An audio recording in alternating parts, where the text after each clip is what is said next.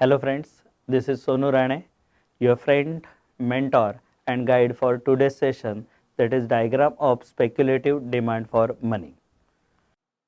ये कंसेप्ट देखने के लिए थोड़ा सा एक बैकग्राउंड देख लेते हैं। ये कंसेप्ट है जेएम केन्स का, जिसमें according to J M Keynes demand for money तीन पर्पस के लिए होता है: transaction, precaution and speculative demand. तो जो स्पेकुलेशन वाला दो पार्ट में हम लोग डिवाइड करें, individual speculative demand for money and aggregate speculative demand for money. जब हम लोग बात करते हैं individual speculative demand for money, तो यहाँ पे ना दो हम लोग को रेट ऑफ इंटरेस्ट ध्यान में रखना है।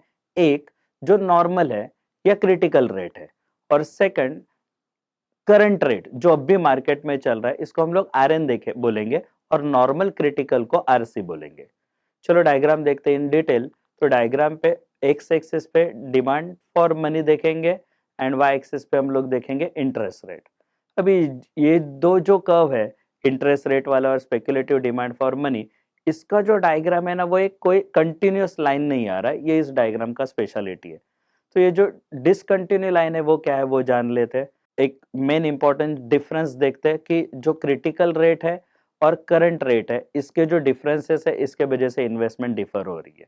तो अभी ऐसे अज्यूम करके चलते हैं ना कि रेट ऑफ इंटरेस्ट जो अभी मार्केट में चल रहा है वो है 7%, दैट इज करंट रेट, और जो क्रिटिकल है या नॉर्मल रेट है वो है 5%।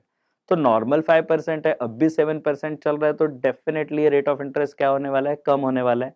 और एक बात यहाँ पे हम लोग को साइमल्टेनियसली याद रखनी होगी कि रेट ऑफ इंटरेस्ट जब जब डाउन होता है, तब तक money value of the bond increase होते जाएगा।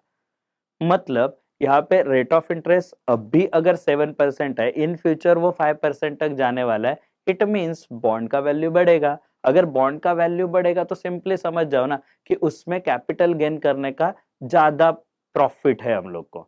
तो अभी जो सस्ते में शेयर्स अवेलेबल है, उस बॉन्ड को हम लोग अभी बाय करेंगे। वो बॉन्ड अगर हम लोग अभी बाय कर लेते हैं, तो अभी वाला जो पैसा आएगा हम लोग का, वो स्पेक्युलेटिव डिमांड फॉर मनी के लिए जीरो रहेगा, और एंटायरली हम लोग क्या करेंगे, वो बॉन्ड वैल्यू में इन्वेस्ट करेंगे, अपने पास होल्ड नहीं करेंगे। अगर एक दूसरा केस भी यहाँ पे हम लोग देख रहे थे कि अभी जो करंट रेट चल रहा है वो लेस देन क्रिटिकल रेट है, से एग्जांपल 3% है, तो इन फ्यूचर वो जाके 5% होने वाला है। तो अभी हम लोगों ने स्टेटमेंट बोला था, रेट ऑफ इंटरेस्ट अगर इंक्रीज होगा तो मनी वैल्यू ऑटोमेटिकली बॉन्ड का जो रहेगा वो कम हो जाएगा, बिकॉज ये इनवर्सली रिलेटेड। तो ये दोनों अगर इनवर्सली रिलेटेड होते तो यही चीज थोड़ा सा ध्यान से समझो। रेट ऑफ इंटरेस्ट इंक्रीज हो रहा है 3 to 5%, automatically money value down होगा, तो इन फ्यूचर कैपिटल लॉस होने का चांसेस ज्यादा बढ़ेगा। दैट मीन्स लॉस में जाना किसको परवड़ने वाला है, तो कोई ये इन्वेस्टमेंट नहीं करेगा। और इसीलिए एक डिसकंटिन्यूअस लाइन आएगा। ये जो वर्टिकल लाइन आ रहा है ग्रीन कलर का, ये इंडिकेट करता है कि पब्लिक इतना पैसा अपने पास होल्ड करके रखेगा, बिल्कुल इन्वेस्टमेंट करने वाला नहीं है। अभी ये हो गया इंडिविजुअल अप्रोच। सपोज यही अप्रोच हम लोग एग्रीगेट लेवल पे देखते हैं, एग्रीगेट डिमांड फॉर मनी। तो यहाँ पे एक सिंपल लेवल का डायग्राम है, एकदम ही सिंपल है कि केन्स ने इसको बोला था, rate of interest and speculative demand for money aggregate level पे इनवर्सली रिलेट होते हैं। इनवर्सली रिलेट होंगे मतलब, ये एक डायग्राम देखोगे तो ये डाउनवर्ड कर्व आ गया, लेकिन कंटिन्यूअस है, पहला वाला डिसकंटिन्यूअस था। तो यहाँ पे रेट ऑफ इंटरेस्ट जितना हायर साइड रहेगा, उतना स्पेक्युलेटिव मनी डिमांड कम है। जैसे जैसे रेट ऑफ इंटरेस्ट कम होते जाएगा, speculative demand for money increase होते जाएगा। मतलब ये इनवर्सली रिलेटेड है। मतलब जैसा रेट ऑफ इंटरेस्ट कम होगा, मतलब सपोज 8% से 5% तक आएगा, तो पब्लिक अपना पैसा जो है वो मनी फॉर्मेट में नहीं रखेगा, वो मोर स्पेक्युलेशन फॉर जो डिमांड है उसके लिए यूटिलाइज करना स्टार्ट करेगा। बट ये कब तक फॉलो होगा, तो एक सर्टन रेट जब जब फॉलो होते जाएगा, एक एकदम मिनिमम रेट पे आ जाएगा। जैसे केन्स ने बोला था एकदम लोअर वाला, जैसे अपने डायग्राम में दिख रहा है R3 पे आएगा, तो वहां पे पब्लिक ये पैसा ना एग्जैक्टली होल्ड करके रखेगा, उसको इन्वेस्ट नहीं करेगा।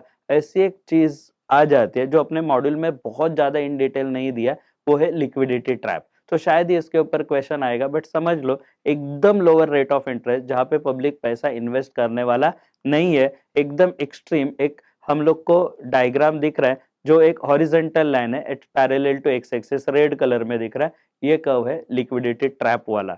तो वहां पे पब्लिक के बारे में एक प्रॉब्लम क्रिएट हो जाता है और पैसा वैसा ही रह जाता है जो यूटिलाइज होता नहीं है। Thank you for watching this video.